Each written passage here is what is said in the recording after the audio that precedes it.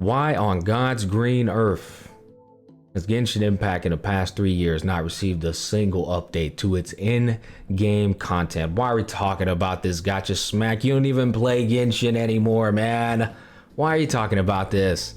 Well, because half my goddamn comment section on my Honkai Star Rail video is asking me and then the world, why can't Genshin get these updates? So it's time to enlighten. It's time to have a discussion. Y'all know ain't nobody out there giving y'all better discussions than your boy. I don't give a fuck who it is.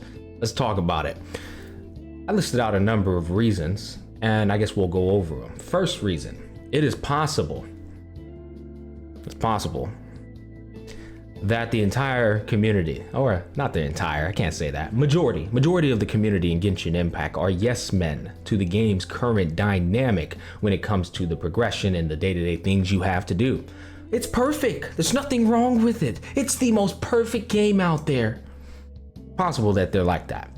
It's possible that any creators that were in this community that tried to critique the game and shine a light on what the game could improve with regards to in-game permanent content being implemented in, were shunned upon, were viewed as toxic, were ungrateful, and they should just accept the game for what it is. Yeah, it's possible that that was a thing, and because of this, well, you actually, the irony of it, created a true toxic environment. And we call that positive toxicity, where you take anything negative about a topic or a game and you just shove it under the rug and just keep talking about the good things, highlighting only the good parts. We call that a permanent sponsorship, right? Go watch any sponsorships out there. I don't give a damn if the game literally looks like you're just throwing a rock in the water and that's it. Oh my God. Hey guys, have you seen this game where you throw the rock in the water? Oh, bucko, look at the splashes. You know, you can imagine a Gyarados coming out. That's generally a sponsorship. Well, take that picture that I just painted vividly clear for you, and that's the Genshin community. Of course, they're not going to give you in-game content when everybody in the community is a goddamn yes man. And the content creators, their biggest content creators. I challenge you guys, find any content creator in the Genshin Impact community that gets 200,000 views or more on each upload. Find a single video in the past 12 months where they actually critique the game. I'll be waiting until Luffy finds the One Piece treasure. Well, and just keep in mind, guys, we've been waiting a goddamn long time for that to happen. Now let's move on to the next reason as to why Genshin Impact may not be getting in-game content. Number 2, it is possible that the company has exclusive data available only to them. Obviously, definition of exclusivity, where they are able to look at what players are doing in their game with their time. Oh, this player, or all of these players, a lot of them are spending a large amount of time out in the open world just exploring, collecting mint, listening to our beautiful plethora of music that we have available to our game. Oh, a lot of them are consuming story content. What about the Spiral Abyss? Oh my. Oh, out of those millions of players, we only got like 200,000 playing the Spiral Abyss.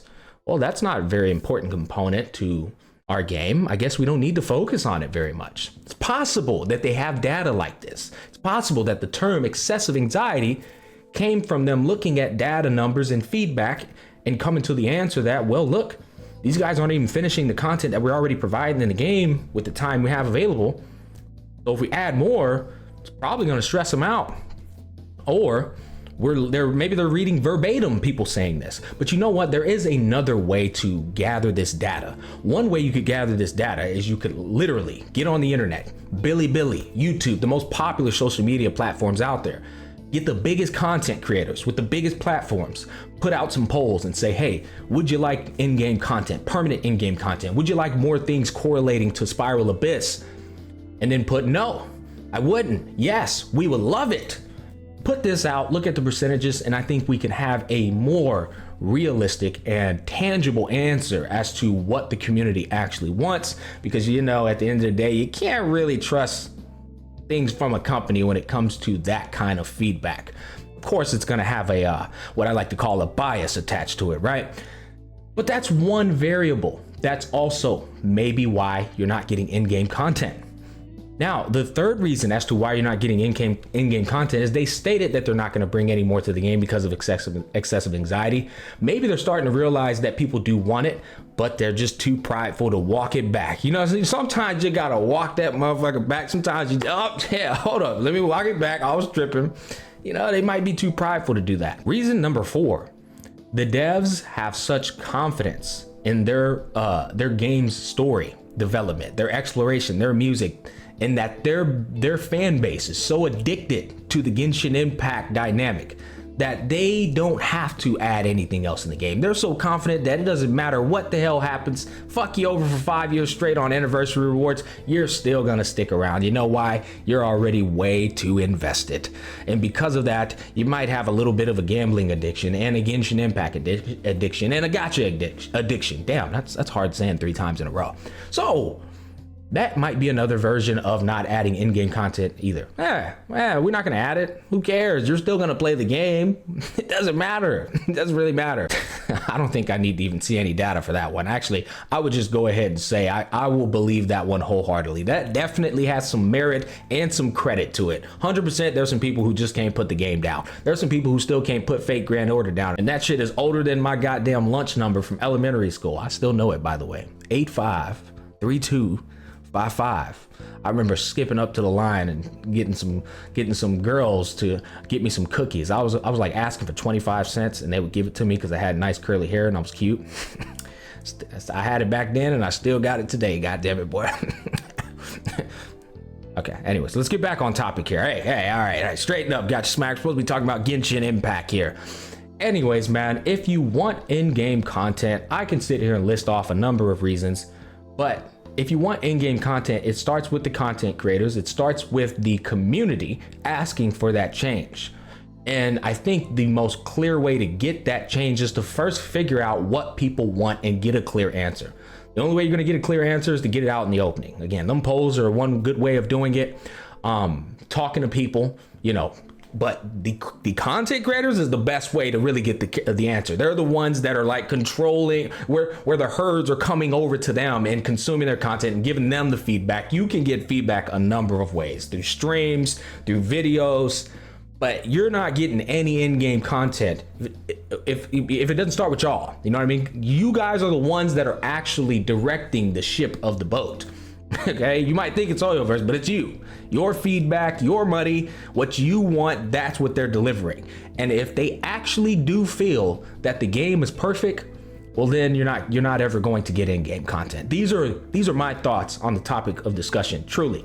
And to end it, I would argue, yes, Honkai Star Rail, they are looking at those same data, the same data that they have exclusively available to them. They're looking at it and they're seeing that the Spiral Abyss, damn it, no, the Forgotten Hall, the Memory of Chaos, Swarm Disaster, they're looking at the data and they're saying what are players doing with their time, and they're seeing a lot of players are spending time in the Honkai Star Rail community doing these in-game induced variables, you know, that are available, that are accessible to our community, and they're saying, oh, this is a critical component to our game. And they said that word for word. They said, we did say that the Spiral, that the Memory of Chaos is a very imperative variable to our game. They said something along the lines of that in their latest you know what the hell that shit, television shit they be having on, bro. My boy Albert.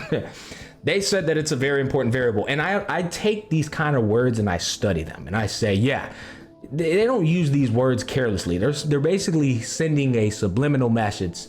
Our data indicates that you guys are really enjoying this. Plus we do things like Tech did the what do you call it, the Gacha cast, where we all got together and talked about things we wanted. I think that did some real good numbers.